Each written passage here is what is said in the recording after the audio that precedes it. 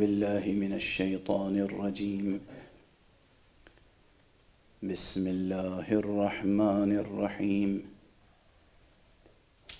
الحمد لله رب العالمين، والصلاة والسلام على أشرف الخلائق أجمعين، سيدنا وسيد الأولين والآخرين، حبيبنا وحبيب إله العالمين، إمام المرسلين وخاتم النبيين، رحمة للعالمين، أبي القاسم المصطفى محمد.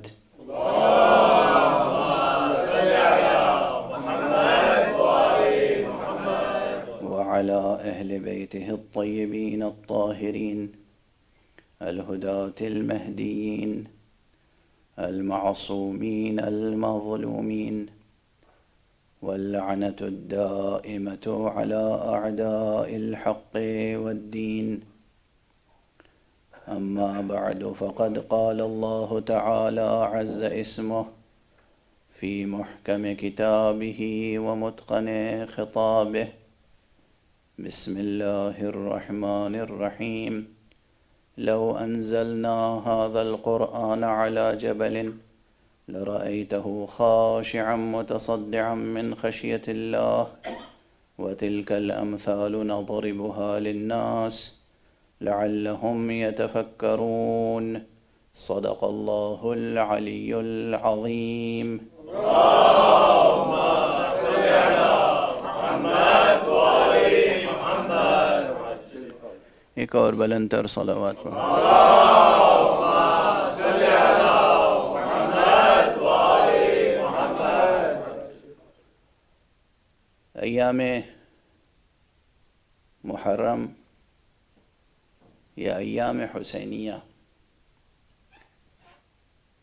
کی ان مجلسوں میں آپ حضرات کے اذہان عالیہ میں محفوظ ہوگا کہ ہمارا عنوان گفتگو ہے قرآن اور حسین.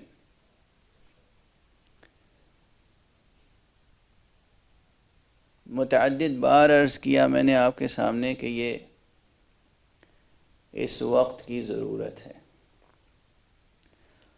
مگر ابھی مجھے خیال آتا ہے کہ یہ تو قیامت تک گزرنے والی ہر ساعت میں تقریر کرنے والا یہ کہہ سکتا ہے کہ یہ اس وقت کی ضرورت ہے. یہی تو قرآن کا اعجاز ہے. یہ خود قرآن مجید کا ایک اعجاز ہے. قرآن، اور صرف قرآن نہیں، یہ قرآن کا بھی اعجاز ہے، یہ حسین کا بھی اعجاز ہے. قیامت تک. اور جب ہم قیامت تک کہتے ہیں تو یہ انتہائی غایت کے لیے نہیں کہتے ہیں کہ گویا قیامت کی ساعت جیسے ہی شروع ہوگی یہ بیان باطل ہو جائے گا. یہ تک کا استعمال اسی طرح کئی معنویتیں رکھتا ہے اردو میں، جیسے حتیٰ کا استعمال عربی میں. یعنی یہ تو اب ابدی حقیقت ہے. قیامت تک، قیامت میں، قیامت کے بعد قرآن اور حسین دو زندہ حقیقتیں ہیں، اور دونوں لا زوال حقیقتیں ہیں، دونوں جاودانی حقیقتیں ہیں.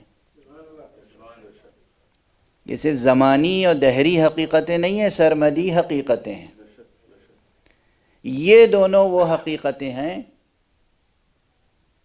جو اس انسان کو بھی، انسان فانی کو، انسان آنی و فانی و زمانی کو، انسان خاطی و انسان خاکی کو، انسان نوری اور انسان معصوم بنانے والی حقیقتیں ہیں.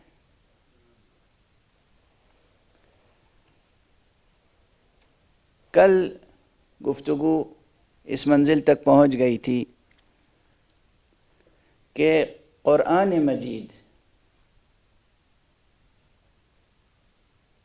ایسا معجزہ ہے جو غیر خدا پیش نہیں کر سکتا.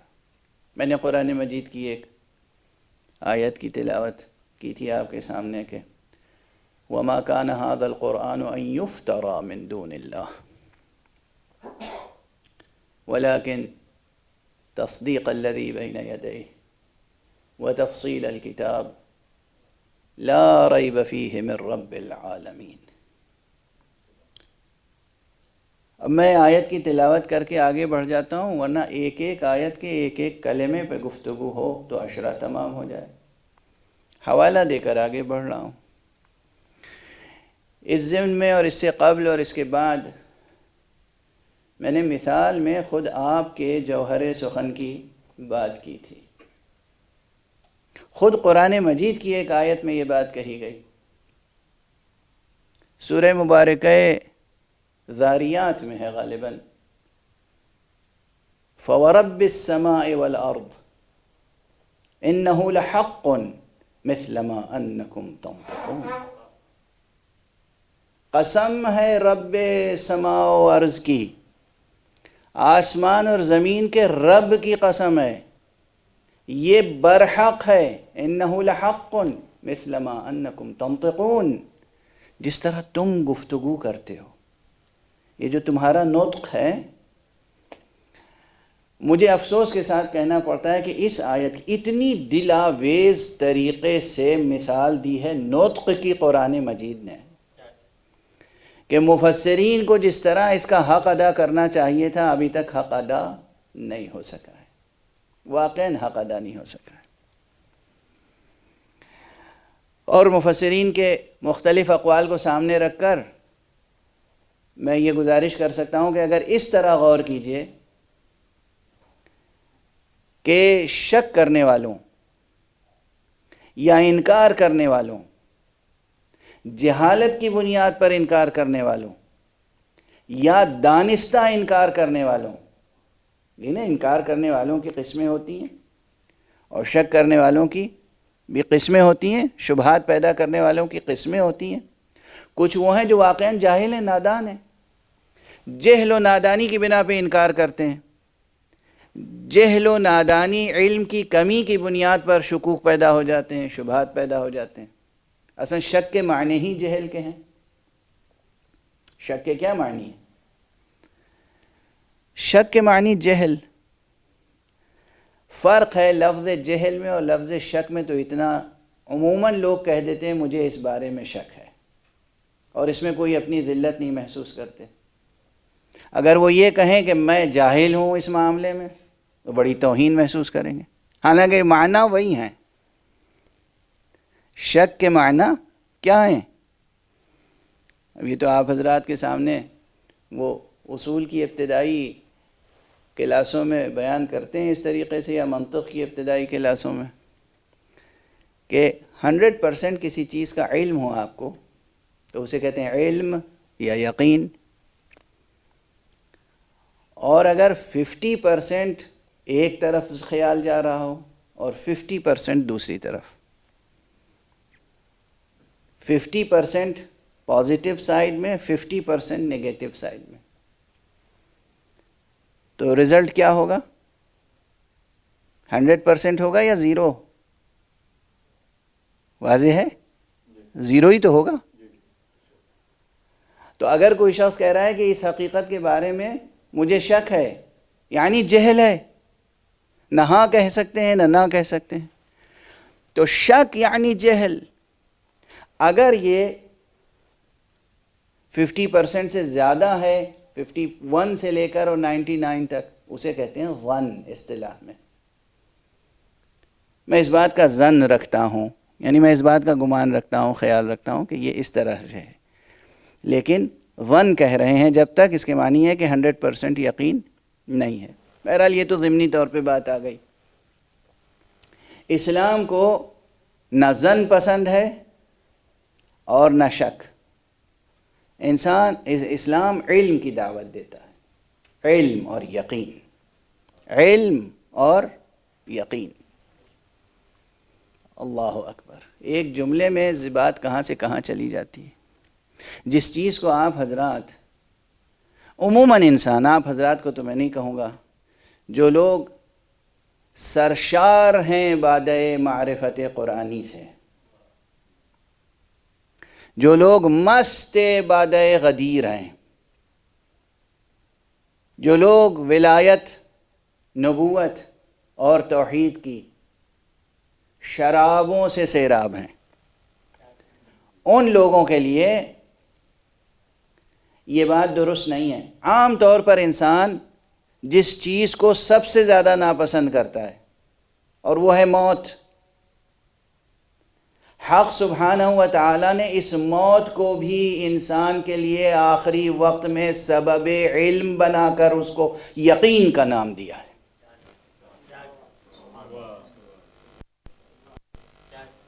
قرآن مجید میں موت کا نام یقین ہے۔ اپنے رب کی عبادت کرو کب تک؟ حتیٰ یأتیک الیقین۔ یہ حتیٰ یأتیک الیقین، یقین سے کیا مراد ہے؟ مفسرین کہتے ہیں مراد ہے موت۔ موت کو یقین کس لیے کہہ رہے ہیں؟ بظاہر تو جو کچھ دنیا میں علم حاصل کیا تھا وہ بھی موت کے ساتھ ختم ہو جاتا ہے۔ قرآن کہے گا یہ تمہارا مادی نظریہ ہے، دنیاوی نظریہ ہے، ظاہری نظریہ ہے۔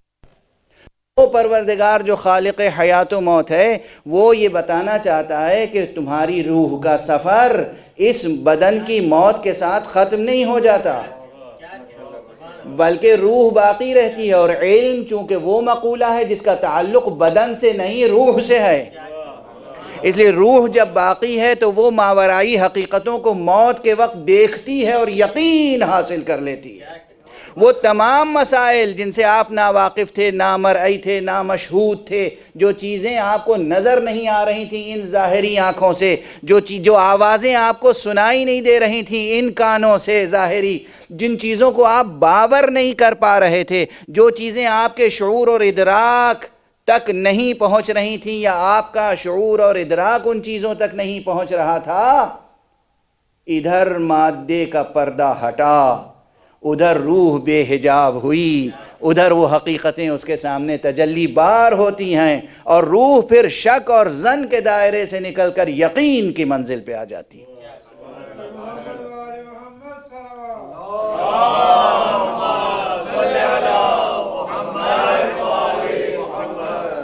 تو بہرحال یہ ہے لطف پروردگار، یہ ہے اس خدا کی قسم اس کائنات کے اسرار پر کتنی گفتگو کی جا سکتی ہے۔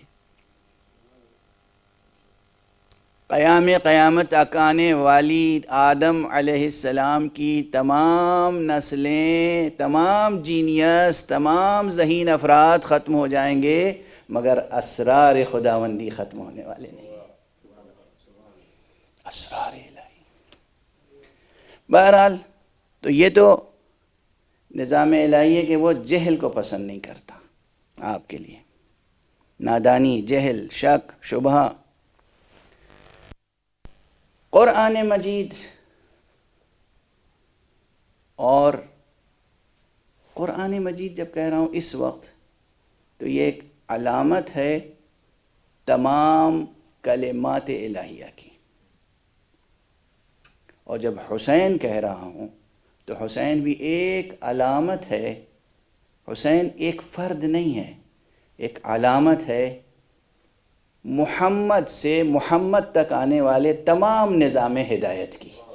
ایک صلوات پڑھ دیجئے محمد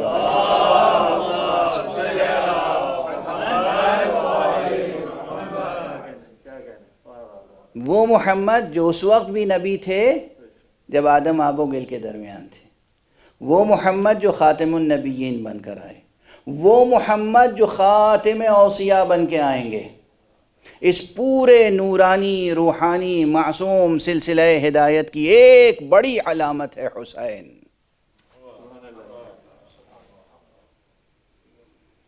اور جس طرح حق سبحانہ و تعالیٰ کے صفات میں سے ایک صفت یہ ہے کہ وہ صادق ہے، اور صادق کہتے ہیں اسے جس کے قول اور فعل میں تضاد نہ ہو، تناقض نہ ہو، ٹکراؤ نہ ہو، مکمل وحدت ہو۔ اسی طرح قرآن قول حق ہے اور حسین فعل حق ہے۔ یہ پورا سلسلہ ہدایت فعل ہے، اور وہ پورا قرآن اور کلمات الہیہ کا سلسلہ یہ قول ہے۔ اس قول اور فعل میں بھی وہی وحدت ہے، جو ایک صادق کے قول و فعل میں وحدت ہونی چاہیے، جو ایک صادق کے قول و عمل میں وحدت ہونی چاہیے، وہی وحدت ہے حسین اور قرآن میں۔ ایک صلوات پڑھ دیجئے محمد۔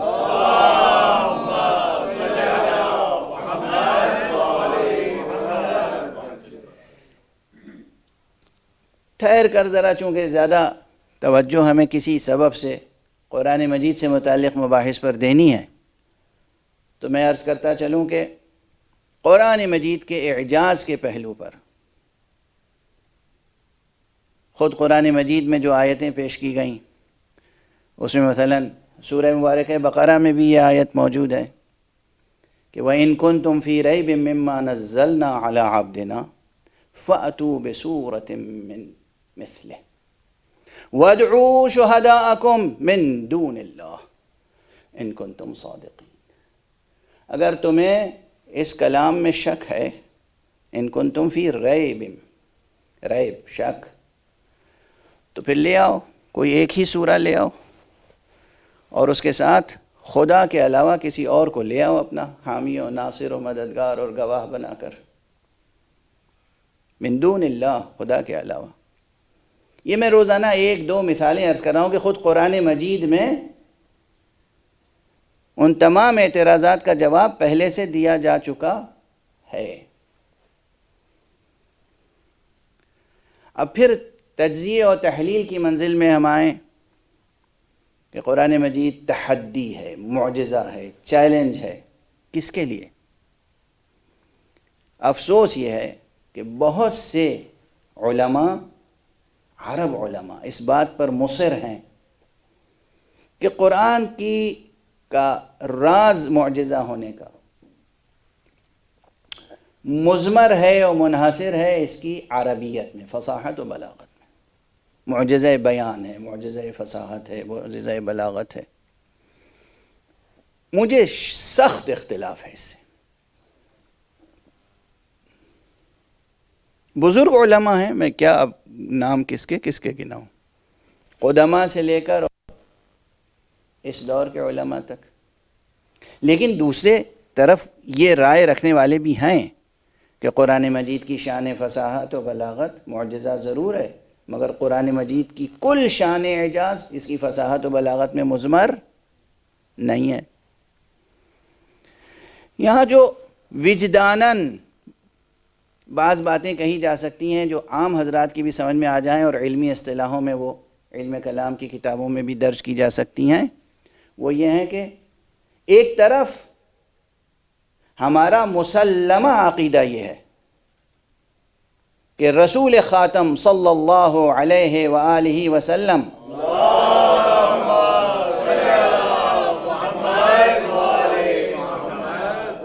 تمام عالمین کے لیے معلم ہیں، معلم انسانیت ہیں، تمام عالمین کے لیے پیغمبر ہیں، خاتم النبیین ہیں، قیامت تک آنے والے تمام انسانوں کے لیے۔ اور یہ معلوم ہے بالبداہہ، سامنے کی بات ہے، وجداناً قیامت تک آنے والے تمام عالمین میں جتنے انسان ہیں سب کی زبان عربی نہیں ہے۔ تو اگر پیغمبر کی حجت صرف ان لوگوں پر تمام ہوتی ہے جو عربی زبان بولنے والے ہیں، تو یہ کافی نہیں ہے ان لوگوں کے لیے جو عربی زبان نہیں بولتے، جن کی مادری زبان عربی نہیں ہے، جن کی علمی زبان عربی نہیں ہے، جن کی فکری زبان عربی نہیں ہے۔ فرینچ، جرمن، انگلش، لیٹن، دنیا کی سینکڑوں زبانیں، ایک شخص جو اس زبان میں پیدا ہوا، اگر اس پر مقام ختم نبوت کا اعجاز ظاہر نہیں ہوتا تو اس پہ حجت کیسے تمام ہوگی؟ واضح ہے۔ میں اس کے سامنے کہوں کہ میں مطمئن ہوں میرے لیے یہ معجزہ ہے، وہ کہے گا آپ کے لیے یہ معجزہ ہے، میرے لیے کیا ہے؟ اس کے معنی یہ ہے کہ مقام ختم نبوت کا اعجاز، چیلنج، تحدی کرۂ ارض پر پائے جانے والے اور پیدا ہونے والے ایک ایک فرد پر تمام ہونی چاہیے۔ توجہ رکھیے گا اور ہمارے آپ جب تک یہ نہیں ہوگا حجت تمام نہیں ہوگی. جب تک حجت تمام نہیں ہوگی یہ شخص، یہ مکلف، یہ انسان حضور حق میں عذر پیش کر سکتا ہے. اللہ سبحانہ و تعالیٰ کسی کو کہے گا اسے شرک کے الزام میں جہنم میں ڈال دو، اسے کفر کے الزام میں جہنم میں ڈال دو، اسے گناہوں کے الزام میں کے جرم میں جہنم میں ڈال دو. وہ کہے گا کہ مجھ پر حجت تمام نہیں ہوئی تھی، مجھے نہیں معلوم تھا میں یہ جو کام کر رہا ہوں حلال ہے یا حرام، مجھے نہیں معلوم تھا کہ یہ دلائل توحید کیا ہیں، مجھے نہیں معلوم تھا دلائل نبوت کیا ہیں. دنیا کا کوئی قانون نادان کو سزا دینے کے لیے راضی نہیں ہوتا. تو وہ رحمان و رحیم، وہ رؤوف و کریم کیسے کسی جاہل و نادان کو سزا دے سکتا ہے؟ اس کے معنی یہ ہیں کہ مقام ختم نبوت، بار بار یہ اصطلاح یاد رکھیے گا، مقام ختم نبوت کا اعجاز، اس کی حجت، اس کی تحدی، اس کا چیلنج پورے کرۂ ارض پر پیدا ہونے والے، اور یہ تو ہم کرۂ ارض کی بات کر رہے ہیں کیونکہ ہم کرۂ ارض پر ہیں. اگر بحث کو اور وسیع کر دیا جائے اور یہ فرض کیا جائے کہ کسی اور سیارے پر بھی آبادی ہوگی اور مصطفیٰ صلی اللہ علیہ وآلہ وسلم خاتم النبیین ہیں،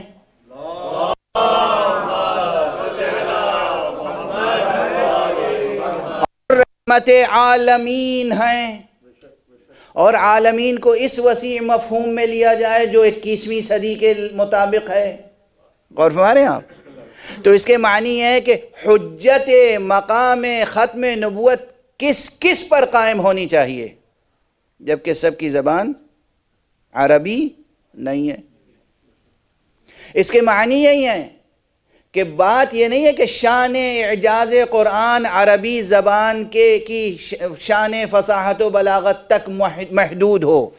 عربی زبان کے لیے عربی فصاحت و بلاغت کا معجزہ بھی ہے قرآن، لیکن ہمیشہ عقل انسانی کے لیے، عقل انسانی کے جتنے عقلی مسائل پیدا ہوں گے، جتنے روحانی مسائل پیدا ہوں گے، ہمیشہ ہر وقت قرآن مجید حرف آخر لیے ہوئے موجود ہوگا. اور فرما رہے ہیں آپ، یہ شان اعجاز قرآن. کیا سمجھ رکھا ہے لوگوں نے قرآن مجید کو؟ کیا سمجھ رکھا ہے قرآن مجید کو؟ ایک لطیف سی بات اور ہے، ایک بلند صلوات پڑھیں تو عرض کروں آپ کے ساتھ.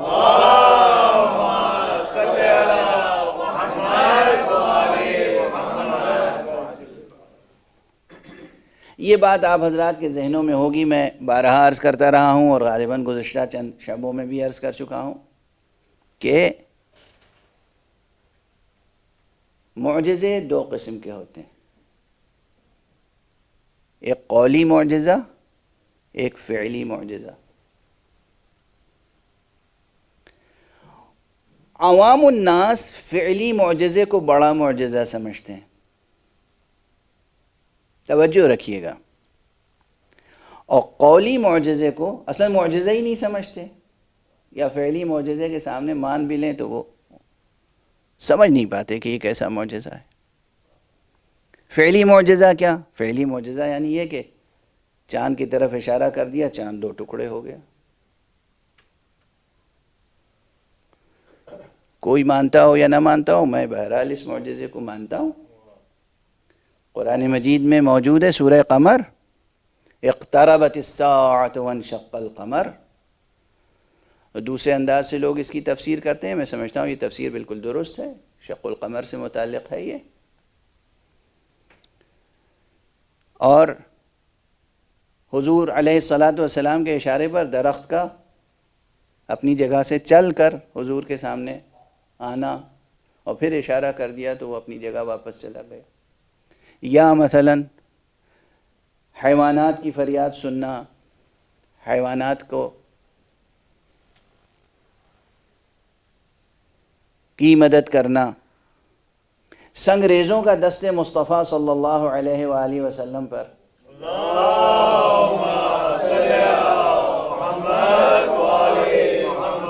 کلام کرنا، یہ سب معجزات ہیں، تواتر سے ہیں۔ پورا لشکر کا لشکر پیاسا ہے، راستے میں پانی ختم ہو گیا، اور آپ کی انگلیوں کے درمیان سے، انگشتان مبارک سے اتنا پانی نکلا کہ پورا لشکر سیراب ہو گیا۔ یہ معجزات تواتر کے ساتھ موجود ہیں تاریخ میں۔ یہ سب ہے فعلی معجزات۔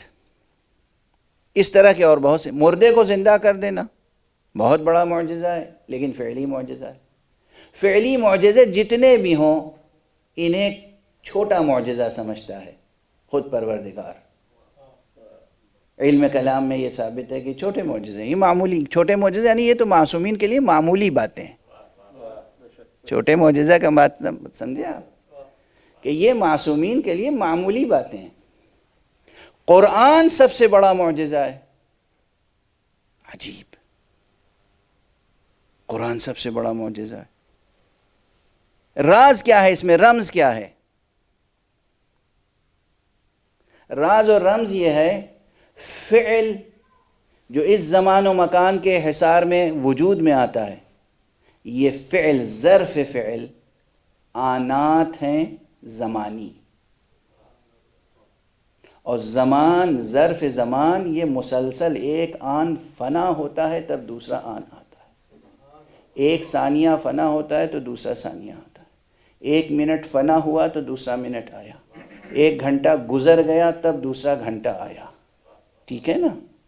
یہ بات سمجھ میں آ رہی ہے؟ ہماری ایک سانس چلی گئی تب دوسری سانس آئی، ہماری زندگی کا ایک دن ختم ہو گیا تب دوسرا دن آیا۔ یہ زمانہ جو ہے یہ مسلسل منقرض ہو رہا ہے، ختم ہو رہا ہے۔ واضح ہے؟ جو چیز ظرف زمان میں ہوگی وہ اتنی ہی دیر رہے گی جتنی دیر وہ فعل انجام پائے گا۔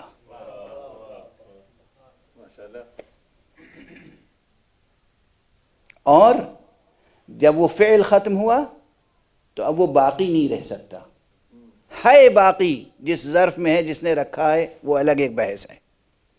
کوئی فعل نابود نہیں ہو رہا ہے، لیکن ہمارے لیے وہ کہیں اور محفوظ ہے، کہیں اور محفوظ ہے۔ دیکھیں یہ جو یہ تناقض نہیں ہے، یہ کانٹرڈکشن نہیں ہے۔ جتنے افعال ہیں وہ کسی اور طرح سے، کسی اور عالم میں، کسی اور ظرف میں محفوظ رکھے گئے ہیں۔ ہمارے افعال اور افعال کے آثار سب محفوظ ہیں، مگر ظاہری طور پر یہ ممکن نہیں تھا کہ چاند دو ٹکڑے کر کے اسی حالت پہ چھوڑ دیا جاتا۔ یہ ممکن نہیں تھا کہ انگلیوں سے پانی جاری ہوا ہے تو پھر وہ ہمیشہ جاری رہے، یہ ممکن نہیں تھا، حکمت کے تقاضوں کے مطابق نہیں تھا۔ لیکن قول جو نازل ہوا حق سبحانہ و تعالیٰ کا قول، یہ ہمیشہ کے لیے محفوظ رکھا گیا، اور اس کو بڑا معجزہ قرار دیا گیا۔ اب یہاں پر جو لطیف سا ایک جملہ کہہ کے آگے بڑھ جاؤں گا، باقی بحث کسی اور موقع پر، چونکہ بہت سی بحثوں سے گزرنا ہے۔ جتنے فعلی معجزات ہیں اور اس کائنات میں جو کچھ ہے مرئی اور نامرئی، یہ سب پروردگار عالم کے حرف کن کے نتیجے میں وجود میں آ رہا ہے۔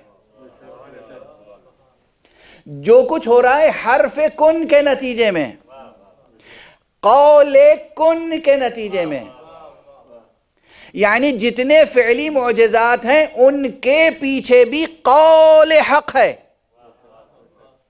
غور فرما رہے ہیں آپ؟ چاند دو ٹکڑے ہوا، اس دو ٹکڑے ہوتے ہوئے چاند دیکھا، یہ ایک فعل دیکھا، ایک معجزہ دیکھا دنیا نے۔ اس معجزے کے پیچھے کیا تھا؟ قول حق، چاہے وہ براہ راست حق سبحانہ و تعالی سے متعلق ہو، یا حق سبحانہ و تعالی کی طرف سے صاحب عہدہ، صاحب منصب، کسی شخصیت کے توسط سے، اللہ کے اذن سے وہ قول کار فرما ہوا ہو. اور فرمانے آپ تو تمام افعال ازل سے ابد تک جو کچھ ہو رہے ہیں اس کے پیچھے ہے قول حق. تمام انبیاء کو اللہ سبحانہ و تعالی نے فعلی معجزات دے کر بھیجے. مصطفیٰ صلی اللہ علیہ وآلہ وسلم کو قول دے کر بھیجا. اور جب تک یہ قول موجود ہے جو لوگ اس قول کے ساتھ وابستہ ہیں وہ ایسے نہ جانے کتنے اور معجزات ظاہر کر سکتے ہیں. ایک صلوات پڑھ دیجئے محمد و آلہ.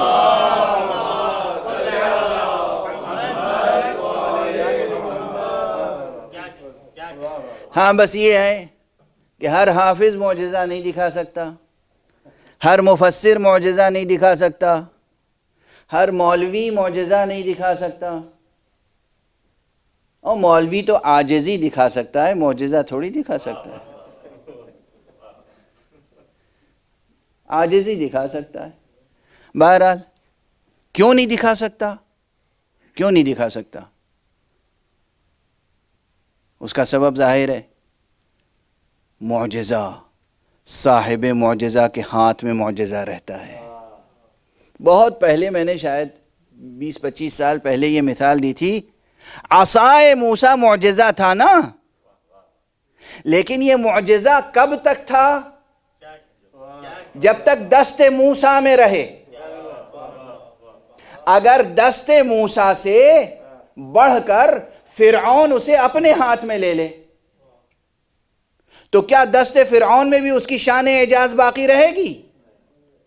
فرعون کے ہاتھ میں جا کر عصائے موسیٰ، وہی عصائے موسیٰ فرعون کے ہاتھ میں معجزہ نہیں رہے گا، لیکن جب تک موسیٰ کے ہاتھ میں رہے گا معجزہ رہے گا. اسی طرح قرآن جب تک دست محمد پر رہے گا معجزہ رہے گا.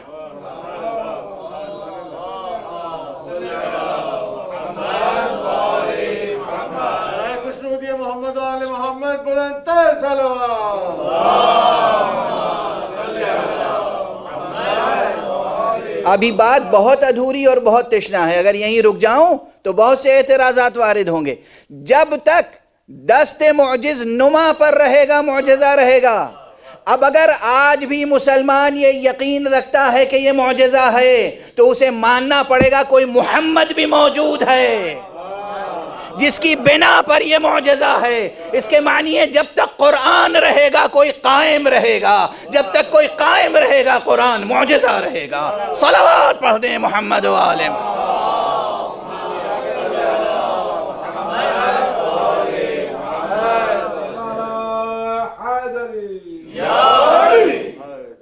قرآن معجزہ ہے، قرآن کی شان اعجاز، قرآن کی شان اعجاز ازلی ہے، ابدی ہے. قرآن معجزہ تھا، معجزہ ہے، معجزہ رہے گا. اور ہاں اس سے پہلے عرض کر چکا اس کے کچھ کرامات غیر معصوم، غیر امام، غیر نبی کے ذریعے سے بھی ظاہر ہو سکتے ہیں. وہ کرامات ہیں. مرتضی علم الہدا بسم اللہ الرحمن الرحیم لکھ کر کسی کو دے دیں. یہ جو آثار ظاہر ہوتے ہیں یہ معجزہ تھوڑی ہے، یہ کرامات ہیں. کوئی بات اقوا انسان، کوئی صادق اللہجہ انسان، کوئی ایسا انسان جو رزق حلال اور صدق مقال کا پابند ہو، وہ قرآن مجید کا ایک سورہ پڑھ کر کسی بیمار پہ دم کر دے، شفا حاصل ہو جائے گی. یہ کرامت ہے. یہ کرامت بھی ظاہر اس لیے ہو رہی ہے کہ صاحب اعجاز موجود ہے. اگر صاحب اعجاز موجود نہ ہوتا تو اس متقی شخص کے ہاتھوں سے بھی کرامت کا اظہار ممکن نہ ہوتا. اور ہمارے یہاں اب یہ پیچیدہ بحثیں ہیں، تہ در تہ بحثیں ہیں. شاید علم کلام کی عام کتابوں میں ان مسائل پر تفصیل سے گفتگو بھی نہیں ہوئی ہے، نہیں ہوئی ہے ان مسائل پر تفصیل سے گفتگو. جس زاویے سے اس وقت آپ کے سامنے گزارش کیا میں نے، قرآن معجزہ ہے، زندہ معجزہ ہے. اور ایسا معجزہ ہے کہ جس کے ذریعے سے کرامتیں اور معجزات ظاہر ہو سکتے ہیں، لیکن اس کا راز یہی ہے کہ صاحب کلام بھی زندہ ہے اور جس کے سپرد کیا ہے کلام وہ بھی زندہ ہے۔ اللہ بھی حی و قیوم ہے اور یہ کلام بھی حی و قیوم ہے، اور جس کے سپرد کیا گیا ہے اس کا وجود مبارک بھی حیات اور قیومیت کی صفتوں سے، اس کی عنایت سے متصف ہے۔ صلوات پڑھ دیجئے محمد والے۔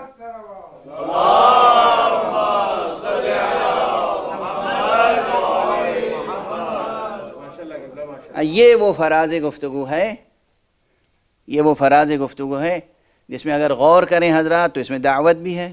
دیکھیں تو صحیح قرآن مجید پڑھ کر، آئینہ قلب صاف ہو، آئینہ ذہن پاک ہو، حق سبحانہ و تعالی، کوئی کسی بھی نام سے پکارتا ہو خدا کو، کوئی گاڈ کہتا ہو، کوئی ایشور کہتا ہو، کوئی اللہ کہتا ہو، کوئی خدا کہتا ہو، اصطلاحاً مسلمان ہو یا نہ ہو، ایک ارادہ اور نیت شرط ہے، اس کے اندر طلب حق ہو، حق کو جاننا چاہتا ہو، سچ تک پہنچنا چاہتا ہو، اور اس کے بعد وہ قرآن مجید کو پڑھے۔ ممکن نہیں ہے کہ اس کے اوپر حجت تمام نہ ہو جائے۔ اور یہاں عربی زبان کا جاننا نہ جاننا مسئلہ نہیں ہے، اور فرما رہے ہیں آپ، عربی زبان کا جاننا شرط نہیں ہے۔ اب میں عرض کر رہا ہوں قرآن مجید کا کوئی ترجمہ بھی پڑھ لے، لیکن اگر ارادہ اس کا، دیکھیے یہاں مسئلہ کیا ہے، ارادہ اس کا سچا ہو، طلب دل میں حق کی ہو، حقیقت کو جاننا چاہتا ہو، پہلے سے کوئی تعصب کی عینک نہ لگی ہوئی ہو، پہلے سے وہ نیت میں کوئی خلل نہ ہو، کوئی کھوٹ نہ ہو نیت میں، وہ واقعاً سچائی تک پہنچنا چاہتا ہو، تو ممکن نہیں ہے کہ قرآن مجید سے توسل کرے، قرآن مجید سے ہدایت حاصل کرنا چاہے اور نہ ملے اسے ہدایت، ممکن نہیں ہے۔ یہ خود چیلنج ہے میرا، اور آج اس وقت جس وقت ہم سانس لے رہے ہیں، اس وقت 21ویں صدی کے اس مرحلے میں جب ہمارے ہندوستان میں قرآن مجید کے تعلق سے نہ جانے کس طرح کی باتیں کی جا رہی ہیں، ذرا پورے گلوب کی خبر لیں، امریکہ میں، کینیڈا میں، آسٹریلیا میں، افریقہ میں، یورپ میں، چین میں، کہاں کہاں کتنے افراد ایسے ہیں جنہوں نے قرآن مجید کا ترجمہ ہی پڑھا اور دل پہ ایسی تجلی حق کی ہوئی کہ مشرف بہ اسلام ہو گئے۔ آپ اٹھا کر دیکھیں، انٹرنیٹ پہ کتنی تفصیلیں موجود ہیں۔ ہاں، اعتراضات کرنے والے بھی موجود ہیں، قرآن مجید کے خلاف بولنے والے بھی موجود ہیں، مگر وہ بھی موجود ہیں جو پڑھے لکھے دانشور، doctor, physician, engineer, philosopher, thinker, educationist, computer science کے ماہر، لیکن دل میں اگر طلب تھی حق کی اور ارادہ سچا تھا تو انہیں ہدایت ملی۔ شرط یہ ہے کہ دل کی نیت درست ہو۔ تو قرآن مجید ہمیشہ ہر فرد پر، کوئی کسی بھی فیلڈ کا ہو، اس کی سطح ذہنی پر، اس کی سطح علمی پر پہنچ کر قرآن مجید گفتگو کرتا ہے اور حجت تمام کرتا ہے۔ عموماً ہمارے عالم اسلام میں لوگ وہی جب سے میر شریف جرجانی اور عبد القادر اور عبد القاہر اور ان بزرگوں نے اعجاز قرآن اور دلائل الاعجاز اور ان تمام عنوانات سے قرآن مجید کی شان اعجاز پر تصنیفیں لکھیں اور تمام تر شان اعجاز کو فصاحت و بلاغت اور اس کے زیر زبر میں محدود کر دیا، تب سے اب تک اسی طرح کی باتیں اور اسی طرح کے دلائل دہرائے جاتے رہے ہیں، زیادہ تر دہرائے جاتے ہیں، نئی بحثیں ایڈ نہیں ہو رہی ہیں اس میں۔ کم ہو رہی ہیں، بالکل تو میں نہیں کہہ سکتا نہیں ہو رہی، کم ہو رہی ہیں، چونکہ توجہ کم لوگوں کی ہے۔ ورنہ قرآن مجید کے متعلق ایک ارشاد گرامی قرآن ناطق امیر المومنین علی ابن ابی طالب علیہ السلام کا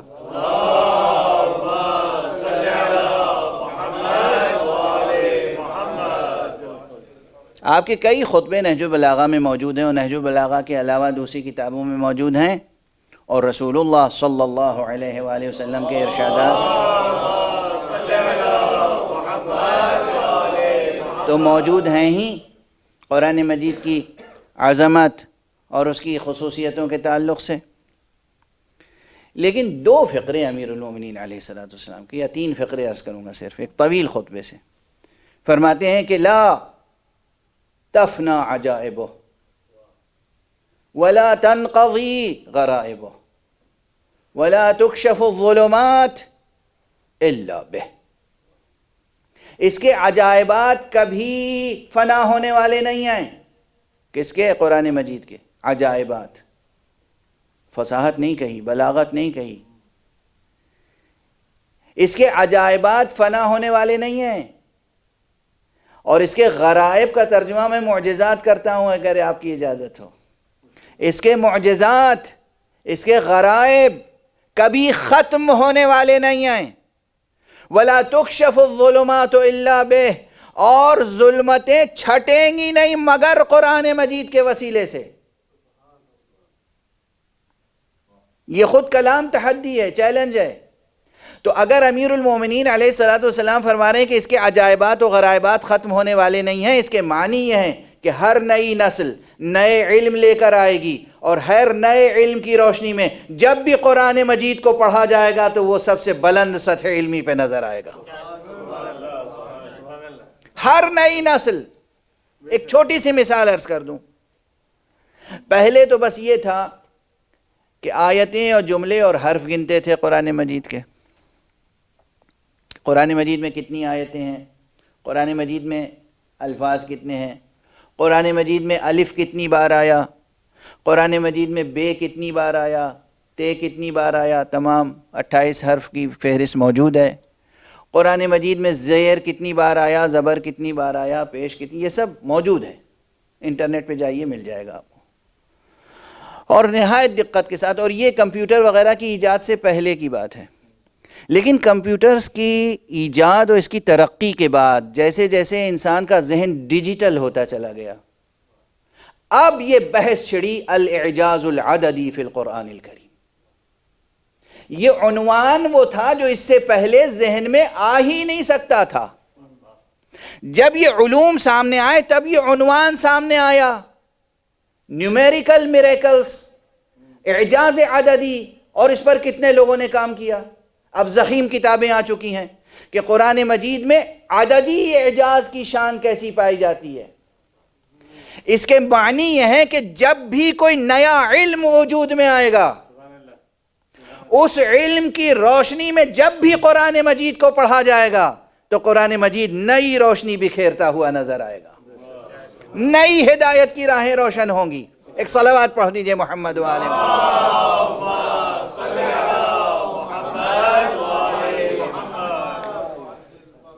یہ قرآن، آپ قرآن مجید کو عربی زبان کی صرف ایک فصیح و بلیغ اور ایک اچھی کتاب و عظیم کتاب کی حیثیت سے نہ دیکھیں، وہ بات جو کہی گئی، نور مشیت سے جو عبارت لکھی گئی، قلم مشیت سے جو عبارت لکھی گئی، جو بات کہی گئی، لفظ سے معنی تک اور معنی سے لفظ تک، قرآن مجید اپنی ہر سطح وجود پر معجزہ ہے۔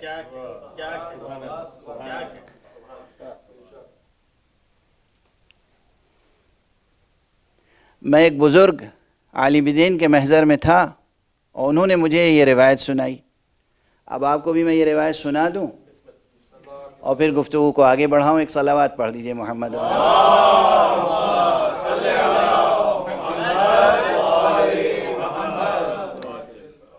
وہ مجھے فرما رہے تھے کہ تمہیں معلوم ہے کہ مولا امیر المومنین علیہ السلام نے کتنی بار سلونی سلونی کہا ہے، اور یقیناً میں اس وقت احاطہ نہیں رکھتا تھا اس حدیث کی تمام طرق و سلاسل اور روایت پر۔ فرمایا 14 مرتبہ اپنی زندگی میں کہا ہے، 14 مختلف موقعوں پر، 7 مرتبہ مدینے میں کہا ہے، اور 7 مرتبہ مدینے کے باہر، کبھی بصرے میں کہا، کبھی کوفے میں کہا۔ اور ہمارے یہاں اور ہر مرتبہ سلونی کہنے کے بعد لوگوں نے سوالات کیے اور حضرت نے جواب دیے ہیں۔ اگر یہ سب جمع کر لیا جاتا تو قیامت تک کوئی علمی مسئلہ باقی نہ رہ جاتا، لیکن افسوس یہ ہے کہ وہ سب جوابات جمع نہیں کیے گئے، اور جو کچھ لکھے گئے وہ بھی بکھرے ہوئے ہیں ابھی تک، یکجا آپ کو کسی ایک کتاب میں آسانی سے نہیں ملیں گے۔ ہو سکتا ہے اب چونکہ بہت سی کتابیں ڈیجیٹلائز ہو گئی ہیں اور انٹرنیٹ پہ آ گئی ہیں تو آسان ہے تلاش کرنا اور کتاب تیار کرنا، تو بہت سے لوگ تیار کر سکتے ہیں۔ کہا ان تمام روایتوں میں انہوں نے فرمایا کہ ایک روایت میری نظر سے یہ گزری ہے کہ ایک مرتبہ امیر المومنین علیہ الصلوۃ والسلام مصحف لے کر ممبر پہ تشریف فرما ہوئے، مصحف ہاتھ میں لے کر، لکھا ہوا قرآن، اور کہا پوچھو مجھ سے، پوچھو، تم میں سے کسی کو کوئی سوال کرنا ہے پوچھو۔ ایک شخص نے اٹھ کے کہا، ایک سوال کیا، آپ نے مصحف کھولا اور کہا کہ اس سائل کا جواب دو، مگر کوئی آواز بلند نہ ہوئی۔ جس طرح انہوں نے روایت سنائی مجھے وہ عرض کر رہا ہوں۔ دوسرے نے اٹھ کے سوال کیا، کہا جواب دو، کوئی آواز نہیں آئی، کوئی جواب نہیں آیا۔ تیسرا اٹھا، کہا یا علی یہ کیا کر رہے ہیں آپ؟ ظاہر منافقین بھی تھے مجمع میں موجود، یہ کیا کر رہے ہیں آپ نے کہا سوال کرو، اور جب سائل سوال کر رہا ہے تو آپ اس کتاب کو کھول کے کہہ رہے ہیں جواب دو، آپ جواب کیوں نہیں دیتے؟ کہا بس یہی تو سمجھانا چاہ رہا تھا۔ اب تم خود اس نتیجے پہ پہنچ گئے کہ تم سوال کرو گے تو یہ قرآن تمہیں جواب اس طرح نہیں دے سکتا جس طرح یہ علی ابن ابی طالب جواب دے سکتا ہے، اس لیے کہ اصل میں ہوں قرآن ناطق۔ صلوات پڑھ دیں محمد و آل محمد۔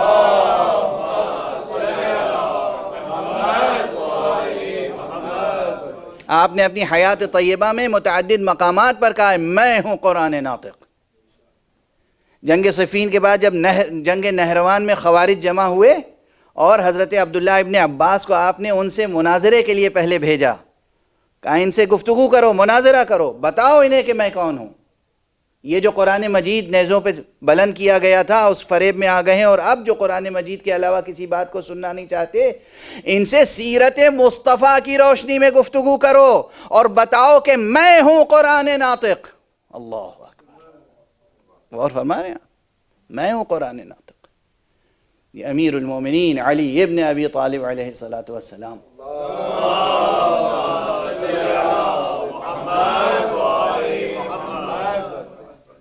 کی شان ہے۔ اور اس وقت جو بھی موجود تھا وہ بہرحال امام کی حجت کا قائل ہوا، اور امام نے جتنے لوگوں نے سوالات کیے تھے ان کے جوابات عنایت فرمائے۔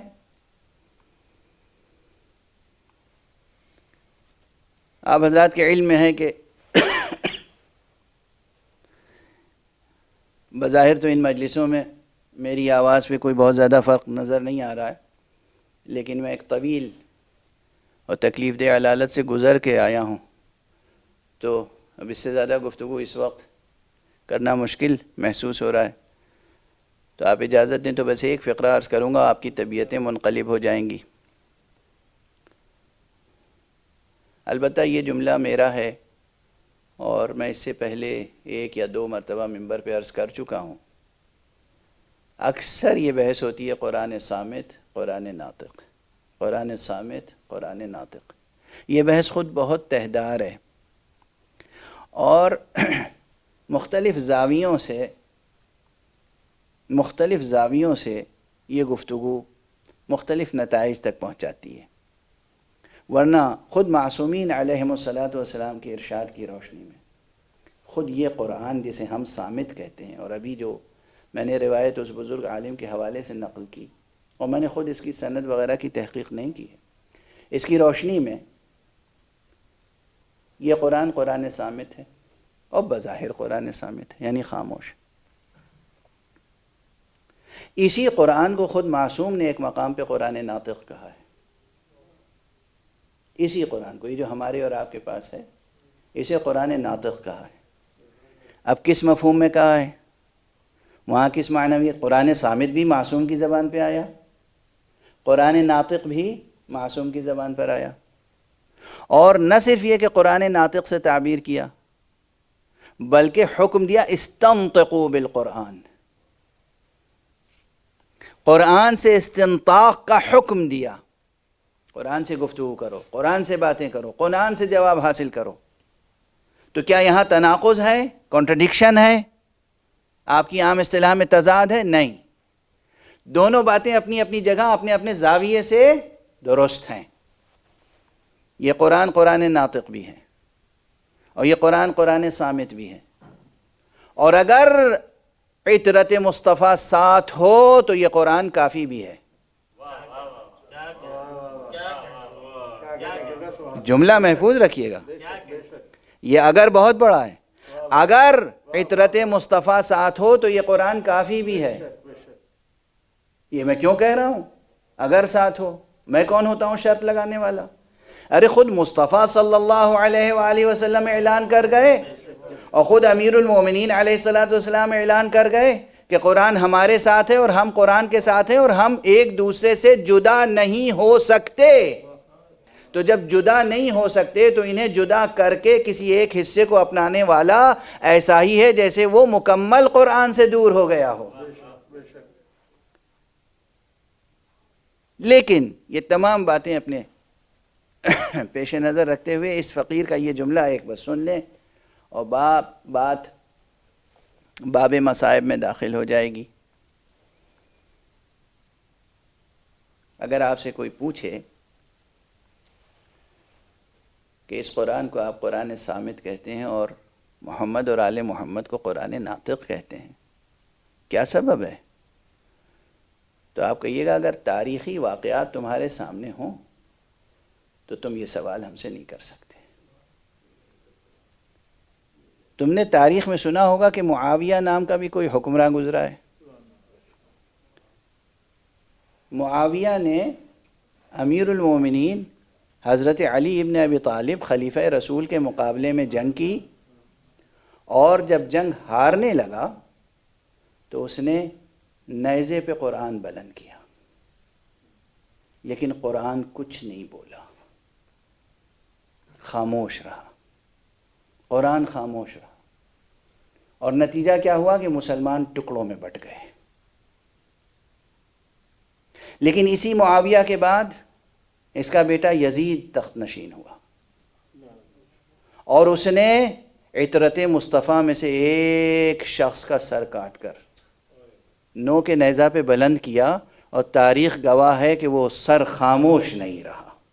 وہ کہیں قرآن مجید کی آیتوں کی تلاوت کرتا تھا اور کہیں قرآن مجید کی آیتوں کی تفسیر کرتا تھا، اور نو کے نیزہ پہ بلند تھا۔ اس قرآن کا خاموش رہنا، اس قرآن کا بول کر گواہی دینا، قرآن کی تلاوت کرنا بتاتا ہے وہ قرآن صامت ہے، یہ قرآن ناطق ہے۔ بس عزیزان گرامی، آپ حضرات ملتفت ہو گئے ہیں، آج چھٹی مجلس ہے، اور آج جو ترتیب ہم نے قائم کر رکھی ہے، عزاداروں نے قائم کر رکھی ہے، وہ خصوصی طور پر آج آقا حسین کو بی بی جناب زینب کے بچوں کا پرسہ دیتے ہیں۔ اجرکم علی اللہ، کیا المناک شہادتیں ہیں، کیا المناک شہادتیں ہیں۔ کیسی کیسی مائیں تھیں کربلا میں، کیسے کیسے بچے تھے کربلا میں، حسن میں، جمال میں، علم میں، ادب میں، عرفان میں، کس کمال کے بچے تھے جناب بی بی زینب کے بچے۔ اگر کربلا میں حضرت علی اکبر شبیہ پیغمبر تھے تو بس یہ سمجھ لیجئے کہ جناب زینب کے بچے شبیہ جعفر اور شبیہ حمزہ تھے۔ سید الشہداء حمزہ کی ایک شبیہ ہے، ایک جعفر طیار کی شبیہ ہے، اس لیے کہ دونوں بچے کس کے ہیں؟ عبداللہ ابن جعفر طیار کے، اور بی بی جناب زینب کی آغوش کے پالے ہیں، بی بی جناب زینب کے بچے ہیں دونوں۔ شب عاشور تمام رات بی بی زینب اپنے بچوں کی تربیت کرتی رہی، بار بار فرماتی تھی بیٹا کل اپنے ماموں کے سامنے مجھے شرمندہ نہ کرنا۔ اللہ اللہ اکبر۔ دنیا کی ہر ماں کی خواہش ہوتی ہے کہ اس کے بچے سلامت رہیں، مگر کربلا کی مائیں بچوں کی طرح مچل رہی تھیں کہ ان کے بچے حق پر قربان ہو جائیں۔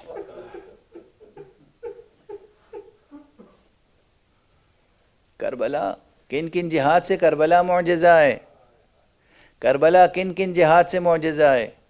بڑوں کے لیے بھی درس عمل ہے، بوڑھوں کے لیے بھی درس عمل ہے، جوانوں کے لیے بھی درس عمل ہے، بچوں کے لیے بھی درس عمل ہے، خواتین کے لیے بھی درس عمل ہے۔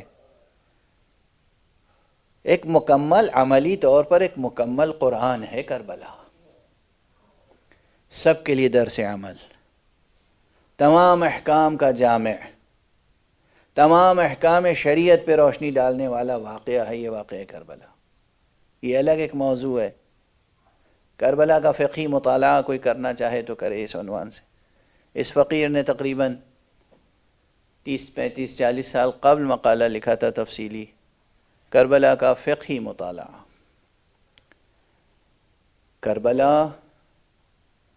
کربلا میں خاص طور پر سرکار سید الشہداء کے قافلے میں کاروان شہادت میں 9 مائیں تھیں جن کے بچے کربلا میں شہید ہوئے،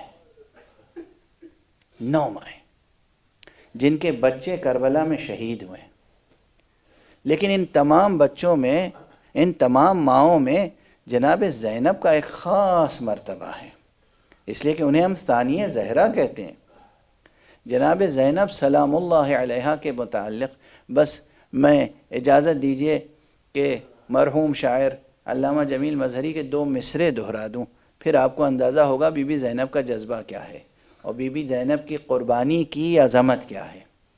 علامہ جمیل مظہری نے کسی مرثیے میں بیت میں فرمایا ہے کہ قتل فرزند پا راضی با ارادہ تو نہ تھیں، قتل فرزند پا راضی با ارادہ تو نہ تھیں، ہاجرہ صبر میں زینب سے زیادہ تو نہ تھیں۔ جناب بی بی ہاجرہ نے جناب اسماعیل کی قربانی گوارا کی، مگر کس دل سے، کس جذبے سے، کس انداز سے، تاریخ میں موجود ہے۔ جناب ابراہیم جب لے کر گئے ہیں تو ماں کو یہ بتا کے نہیں گئے تھے کہ ہم قربان کرنے کے لیے جا رہے ہیں، اور جب جناب اسماعیل آئے ہیں اور بیٹے کے گلے پر صرف ایک نشان ہلکا سا دیکھا ہے تو جناب ہاجرہ کیا کیا تڑپ کے روئی ہیں۔ لیکن یہاں یہ نہیں کہ زینب کو معلوم نہیں ہے، زینب کو معلوم ہے، زینب خود آمادہ کر رہی ہیں، حسین روک رہے ہیں، زینب آمادہ کر رہی ہیں۔ بار بار بچے صبح عاشور ہونے کے بعد آتے ہیں، مامو جان مجھے بھی اجازت دیجئے، مامو جان مجھے بھی اجازت دیجئے، فرماتے ہیں جاؤ بیٹا جاؤ، خیمے میں جاؤ، تم اپنی ماں کے لیے سہارا ہو۔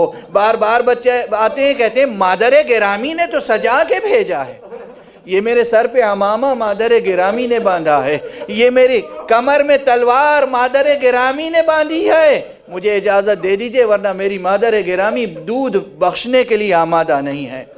اصرار ہے ماں کا، جاؤ بچو فرزند رسول پر قربان ہو جاؤ، اجرکم علی اللہ۔ اصل قدر و قیمت کس چیز کی ہے؟ فرزند رسول۔ کاش آج بھی جہاں تک آواز جا رہی ہو، جتنے مسلمان سن رہے ہیں اور غیر مسلم سن رہے ہیں، سب اس بات کو سمجھیں، حسین فرزند رسول، حسین حسین حجت حق، حسین فرزند رسول پر قربان ہو جاؤ۔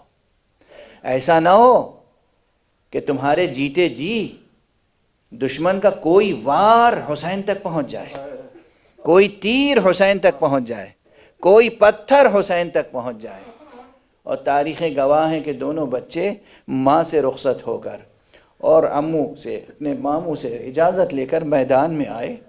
زیادہ عمریں نہیں ہیں، عباس سے بہت چھوٹے ہیں، علی اکبر سے بھی چھوٹے ہیں، زیادہ عمریں نہیں ہیں، مگر دونوں بچوں نے خوب جنگ کی. کہتے ہیں کئی دشمنوں کو ہلاک کیا، خوب جنگ کی. دونوں ساتھ ساتھ جنگ کر رہے تھے. بعض روایتوں میں کہ ایک کے بعد دوسرا گیا. بعض روایتوں میں جو ہمارے ہاں شعراء خطبہ عموماً بیان کرتے آئے ہیں، دونوں بچے جنگ کر رہے تھے. یہ تحقیقی موضوع ہے، مقام تحقیق پر گزارش کروں گا. لیکن جو اصل واقعہ ہوا، ایک مرتبہ جنگ کرتے کرتے شامی لشکریوں نے دونوں بچوں کو علیحدہ گھیر لیا. دونوں ایک دوسرے سے دور ہو گئے. بیچ میں ایک فوج کا ریلا آ گیا، ایک نے ادھر حلقہ کیا، ایک نے ادھر حلقہ کیا. اور اب اس کے ہاتھ میں جو اسلحہ تھا وہ انہی بچوں کے اوپر استعمال ہو رہا تھا. نیزے، تیر، تلواریں برسنے لگیں. دونوں ہاشمی بچوں نے، حضرت جعفر طیار کے دونوں پوتوں نے، عبداللہ ابن جعفر طیار کے دونوں بچوں نے، زینب کے دونوں بچوں نے خوب داد جہاد دیا، خوب داد شجاعت دی، خوب جہاد کیا. لیکن کب تک جہاد کرتے؟ یہ دنیا دار امتحان ہے، یہ دنیا دار ابتلا ہے. یہاں ہر وقت معجزوں سے کام نہیں لیتے ہیں اولیاء اللہ. ایک مرتبہ ایک بھائی زمین پر آیا، ادھر دوسرا بھائی زمین پر آیا. دونوں نے آواز دی، ماموں جان ہمارا آخری سلام. آقا حسین میدان کربلا میں آئے. بس آپ ہر ذاکر سے سنتے ہیں، مگر جب تک اس فقرے کو ادا نہ کر لیا جائے، اپنی بھر تک بھی زینب کو پرسہ دینے کا حق ادا نہیں ہو سکتا.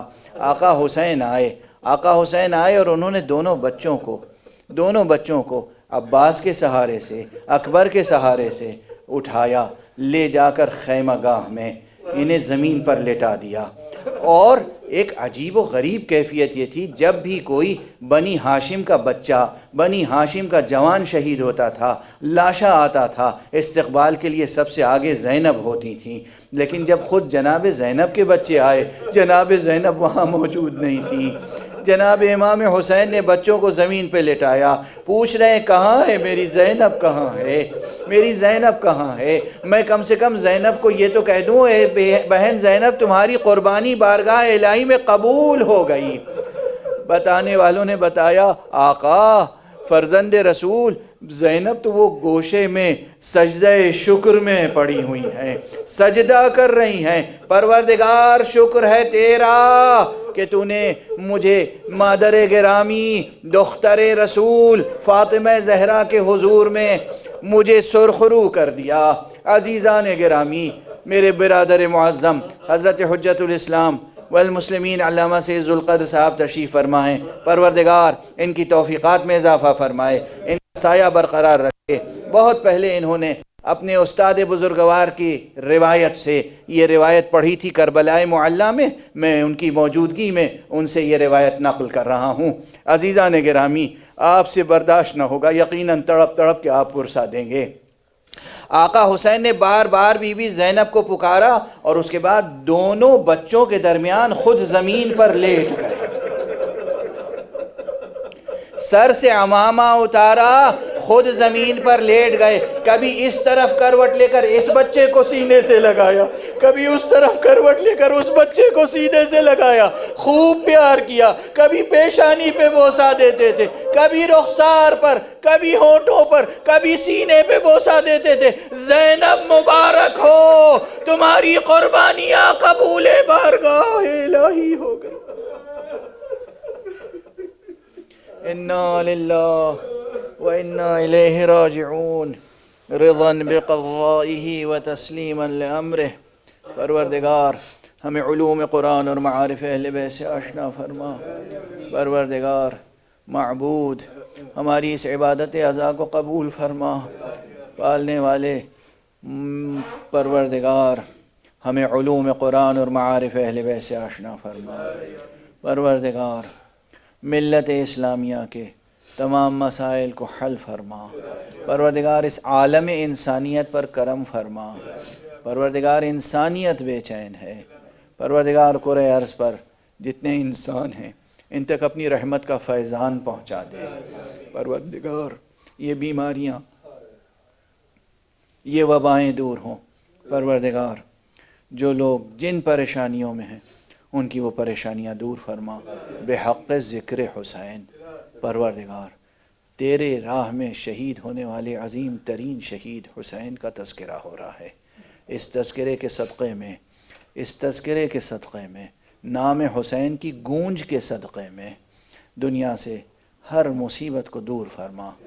ہمارے سروں پر علماء اعلام کا، علماء حق کا سایہ برقرار رہے. پروردگار دینی مرجعیات کی حفاظت فرما. پروردگار عزاداروں کی حفاظت فرما. پروردگار امام حسین کے تمام سلامیوں اور ماتمیوں کی حفاظت فرما. پروردگار فقہ حسین کے محافظ فقہا اور مجتہدین کی حفاظت فرما.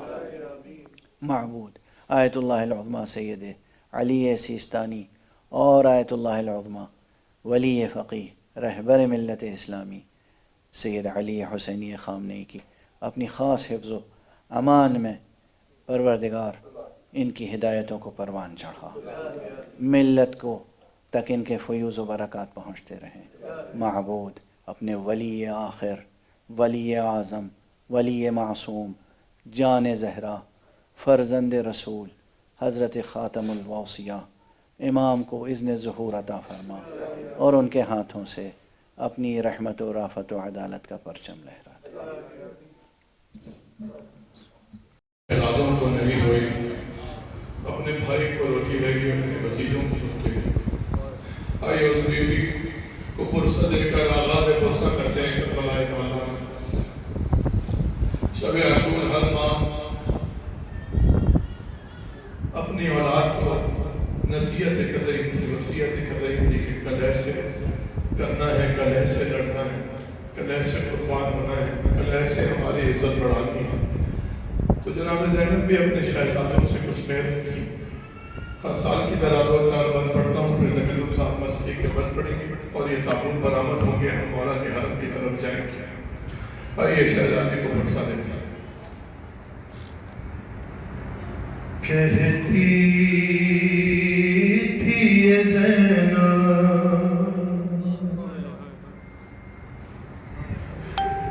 کہتی تھی یہ زینب، یوں ماں کا مان نبھانا، ارے یوں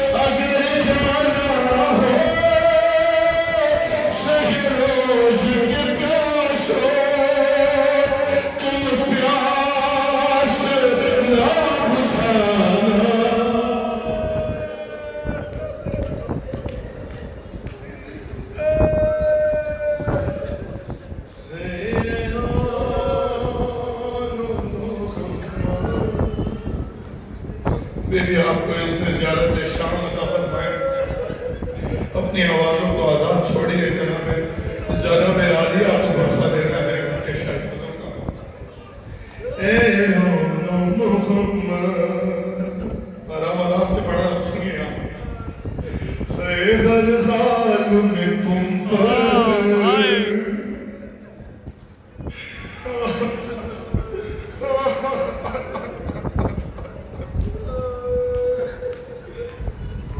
ہر حال میں تم پر لازم ہے شکر خدا کا. اے شہزادو ہے صبر تمہارا برسا. ارے فرزند ہو تم زینب کے, فرزند ہو تم زینب کے, شکوا نہیں کرنا. جب زخم کوئی کھانا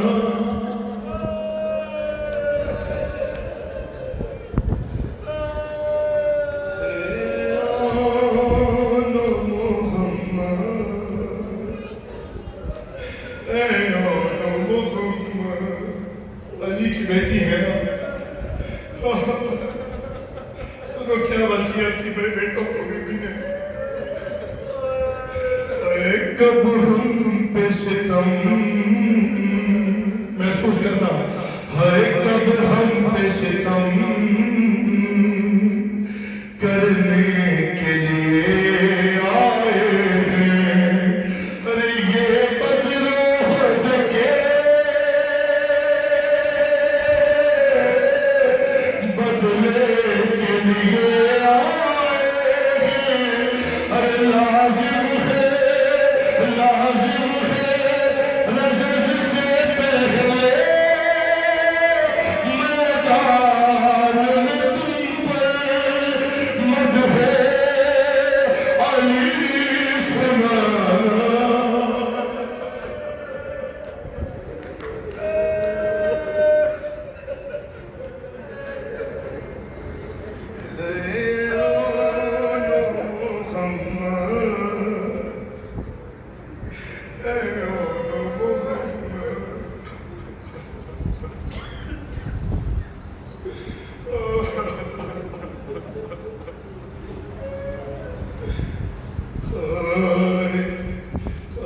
جب سانس تمہاری بچوں ہو کھڑنے والے, جتنے صاحبان اولاد ہو سنو, جب سانس تمہاری بچوں ہو کھڑنے والے. ارے اس وقت سے حال آئے گی مادر میری. ارے بلکہ یہ میرے خواہش ہے اس دم میری ماں سے زخموں کو تم چھپانا.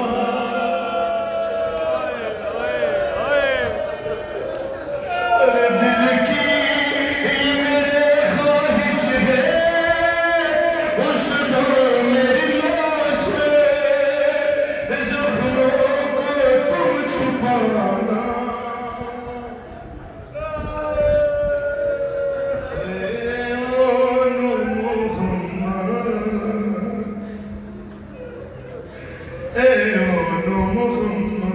چھوڑ دیے میں نے بن آخری دو بن سن دیجیے.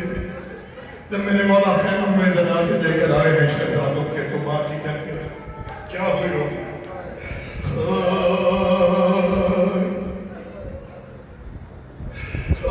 جب لاش اٹھا کر خیمے میں لائے سرور, زینب یہ بولی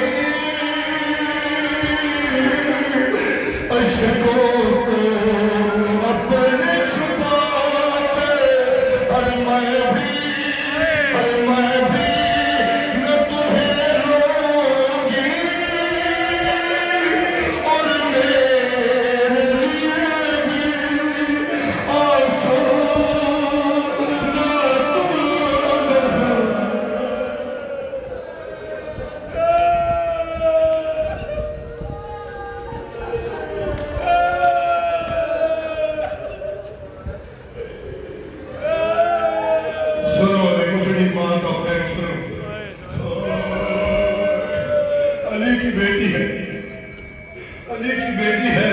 معاشرات شہزادوں کے کبھی بھی نہیں مخاطبت کرتا کہا ارے